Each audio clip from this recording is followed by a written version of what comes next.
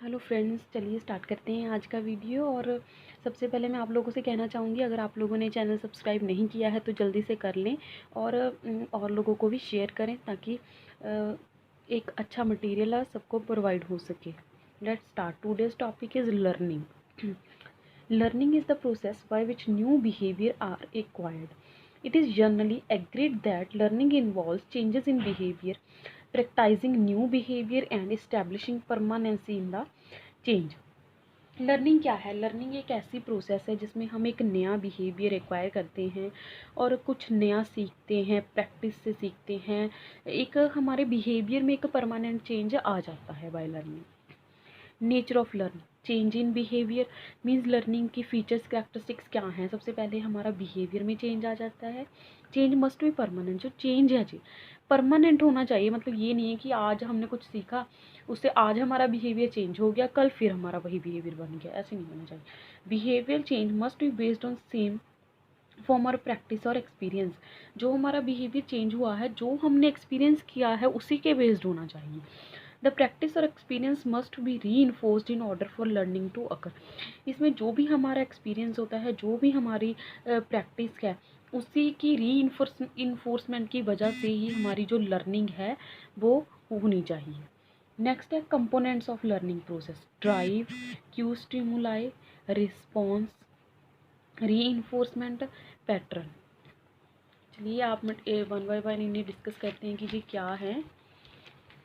सबसे पहले हम देखते हैं drive. What is drive? Learning frequent occurs in the presence of drive, any strong stimulus that impels action. Without drive, learning doesn't take place because drive arouses an individual and keep him readily to respond. Drive क्या है? एक ऐसा stimulus है, strong stimulus है जिसकी वजह से कोई एक्शन परफॉर्म होता है। किसी भी ड्राइव के बिना कोई भी लर्निंग अगर नहीं होती, तो हम उसके लिए हमेशा जब हमें एक ड्राइव मिलती है तो हम उसके ऑपोजिट एक रिस्पॉन्स देते हैं। ड्राइव दो टाइप्स की होती है, प्राइमरली और फिजियोलॉजिकल ड्राइव, सेकेंडरी और साइकोलॉजिकल। जो हमारी नीड्स के अकॉर्डिंग है कि जो हमारी नीड्स हैं वो हमारी ड्राइव्स कैसे बन जाती है। नेक्स्ट है cue stimuli. Cue stimuli are any object existing in the environment as prescribed by the individual. Cue stimulus क्या है? जो हम एक एग्जिस्टेंस है, कोई भी ऑब्जेक्ट है जो हम जिससे देखकर हमें एक ड्राइव मिलती है। ये भी दो टाइप्स के होते हैं, generalisation and discrimination. Generalisation takes place when the similar new stimuli repeat in the environment. Sorry, generalisation वहाँ होती है जब कुछ बार बार रेपिटेशन हो रहा है, वहाँ हम जनरलाइजेशन क्यू स्टिमुलाई लेते हैं। नेक्स्ट है discrimination. Opposite of generalization, this is a process whereby an organism learns to emit a response to a stimulus but avoids making the same response to a similar but somewhat different stimulus. इसमें क्या है, generalisation के बिल्कुल opposite है। इसमें क्या होता है, जो एक प्रोसेस, कुछ भी जो ऑर्गेनिज्म, जो भी मिल रहा है हमें स्टिमुलस, उसके ओपोजिट हम एक रिस्पॉन्स देते हैं। वो सिमिलर होता है बट डिफरेंट स्टिमुलस हम उसके लिए लेते हैं। नेक्स्ट है response. It may be in physical form,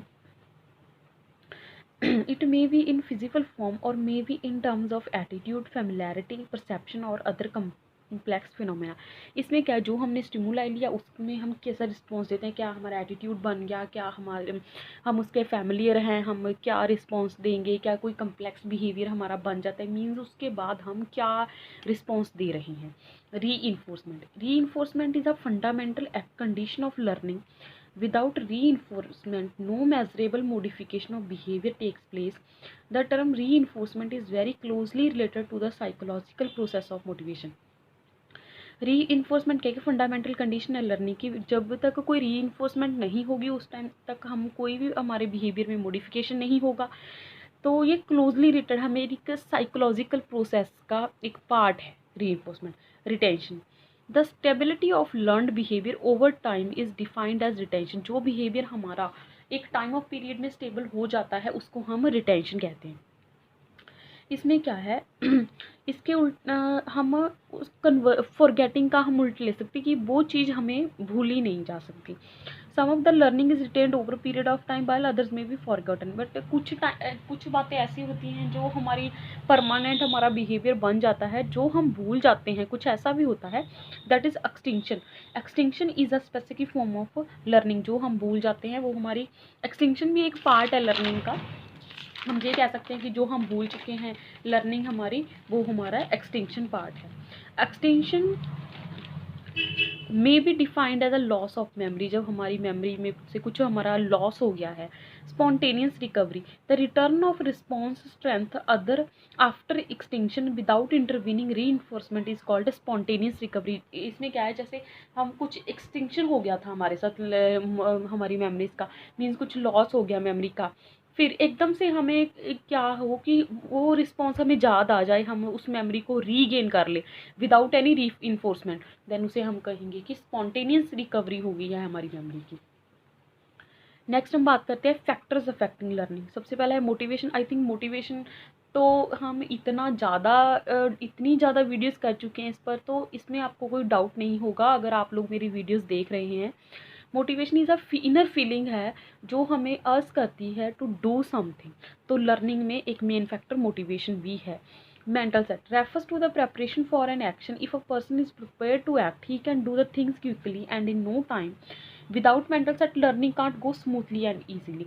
mental set क्या है, जो हम एक एक्शन परफॉर्म करने के लिए हम कुछ प्रेपरेशन करते हैं। If a person is prepare to act he can do things quickly.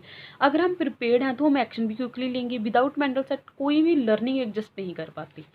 Nature of learning material, जो हमारे पास लर्निंग मटेरियल उसका नेचर कैसा है। Nature of learning material affects learning by providing the clue for understanding. जो हमारा जो material है हमें हमेशा एक क्लू देगा, एक स्टिमुलाई हम मिलेगा। तो उसकी मटेरियल की क्या फीचर्स होनी चाहिए। लर्निंग मटेरियल ईजी नेचर का होना चाहिए, जल्दी लर्निंग बन जाएंगी। फैमिलियर होने चाहिए हम उस मटेरियल के, सीरियल मैनर में हो, सीरियल पोजीशन में हो, एक शेप हो, प्रॉपर मीनिंगफुल हो जो भी हम मटेरियल अपनी लर्निंग के लिए यूज़ कर रहे हैं। और all this should be positive. अगर ये सब पॉजिटिव हैं देन हमारी लर्निंग क्या है, अच्छी हो सकती है। नेक्स्ट हम बात करेंगे practice. Practice is a very basic external condition of learning and affects all type of learning. The more a person practices, more the absorb learning content. जितनी हम ज़्यादा प्रैक्टिस करेंगे उतना ज़्यादा ही हमारी लर्निंग बन जाएंगी। जैसे हम कहते हैं practice makes a man perfect. मतलब जितना हम अब्जॉर्व करते हैं उतनी हमारी लर्निंग बन जाती है। प्रैक्टिस के ड्यूरिंग हम अब्जॉर्व करते हैं। इसमें हम मोटर स्किल्स की बात कर सकते हैं, जैसे स्विमिंग वगैरह, ड्राइविंग। जितना हम ज़्यादा प्रैक्टिस करेंगे उतना ज़्यादा हमारी लर्निंग बन जाएगी। Environment environment here refers to the situational setup for learning. जो हमारी एक अपनी हमारे नियर हमारे कुछ सिचुएशंस अराइज हो जाती हैं। Environmental factor can be either strength और वीक। जी हमारी स्ट्रेंथ भी हो सकते बन सकता है इन्वायरमेंट, वीक पॉइंट भी हो सकता है। Innate ability to achieve and learn positive और नेगेटिव। जो हमें एक अच्छी एबिलिटी मिल जाती है, अच्छी स्ट्रॉन्ग और वीक, तो वो पॉजिटिव भी हो सकते हैं, नेगेटिव। अगर पॉजिटिव है तो हमारी स्ट्रेंथ बन जाएगी, अगर नेगेटिव इन्वायरमेंट है हमारे आसपास देन वो हमारा वीकनेस बन जाएगी। सिग्निफिकेंस और इम्पॉर्टेंस ऑफ लर्निंग। क्यों हमें ज़रूरी है लर्निंग करना, एक ऑर्गेनाइजेशन में हमें लर्निंग और बिहेवियर क्यों ज़रूरी है। Help to understand and predict human behaviour at work. एक मैनेजर के एचआर मैनेजर के लिए लर्निंग बहुत ज़रूरी है, क्योंकि वो उसे पता होता है कि कैसे लोगों को अंडरस्टैंड करना है, प्रेडिक्ट करना है। मैनेजर्स डाइवर्सिटी, अलग अलग तरह के लोग होते हैं, फीमेल्स, मेल, उनकी एजुकेशन, उनकी एज के अकॉर्डिंग डाइवर्सिटी हो सकती है। तो अलग अलग लोगों को अगर हमने डील करना है तो हमें उनके बिहेवियर की लर्निंग होनी चाहिए। Has to adapt changing technology. कैसे हम एक नई टेक्नोलॉजी सीख सकते हैं वो भी हमें पता होना चाहिए।